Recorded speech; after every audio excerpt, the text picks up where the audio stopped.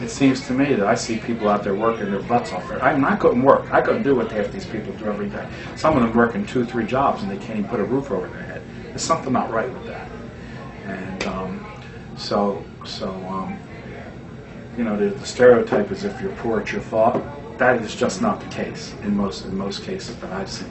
Most of these people work harder to get through every day than most of the rest of us do in any given day, just to get through the day to make ends meet.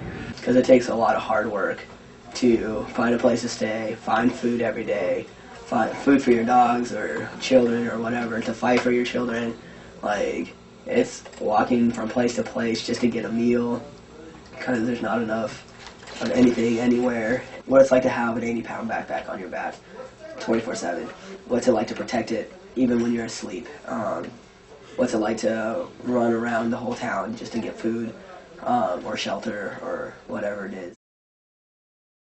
We told you the story about the girl who said yeah, laziness. We If Yeah. you could say one thing to those sort of people, like... Sorry.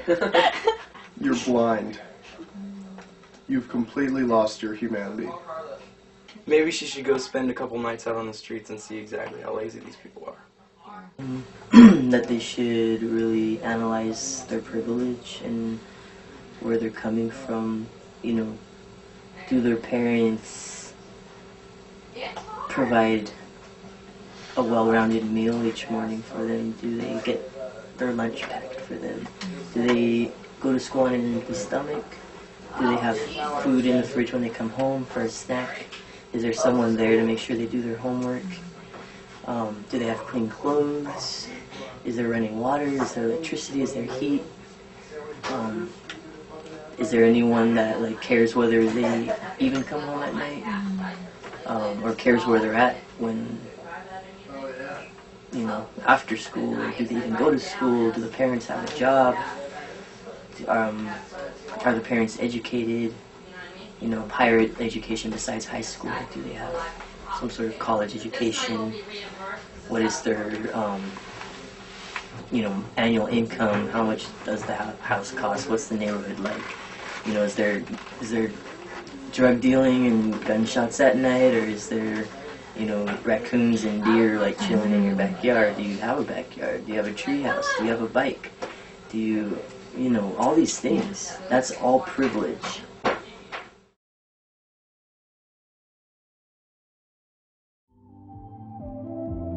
I have a deep and sincere hope that someday people will wake up and look at how we're running our communities and want to actively change them. Every person, regardless of age, should go volunteer in some community organization at some point.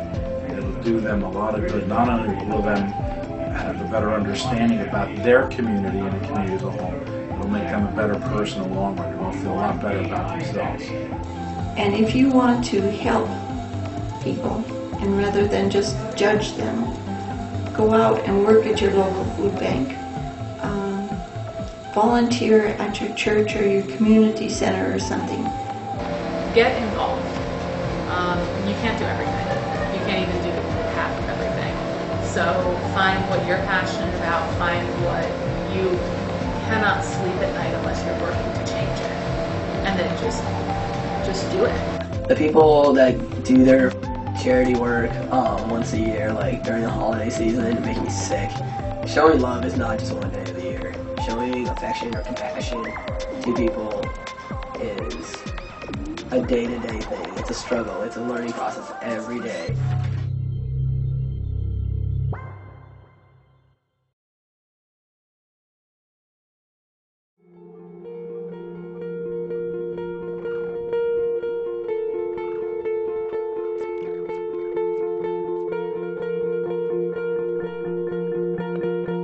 Just like have compassion for people opposed to stereotypes and stuff like that.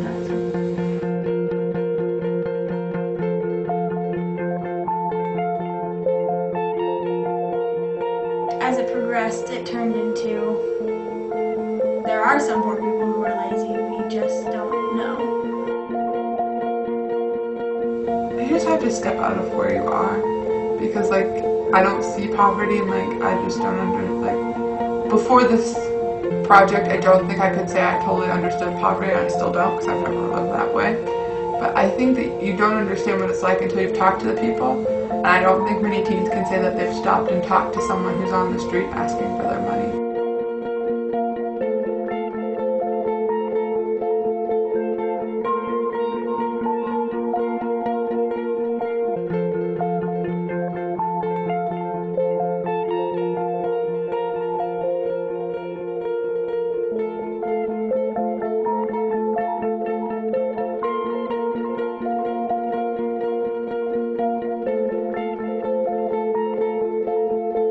It's kind of cool. I think when you get exposed to the reality of the situation as opposed to second, third-hand knowledge, it gives you a different perspective on issues, and you find out people are people, no matter what.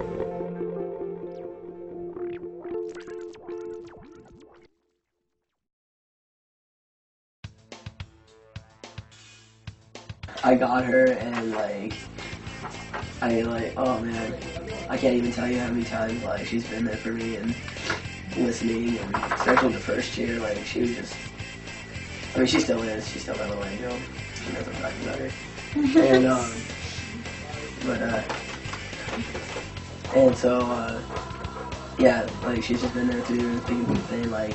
We were homeless together for a little bit, and I vowed to myself that never, if I ever got a dog, not to be homeless with her or them. And we were, and she was just a little trooper. Cool. Yeah. We may look stupid and have crazy mohawks and crazy clothing that you don't understand. These Carhartts keep me warm. This keeps me warm. This will go talk to me.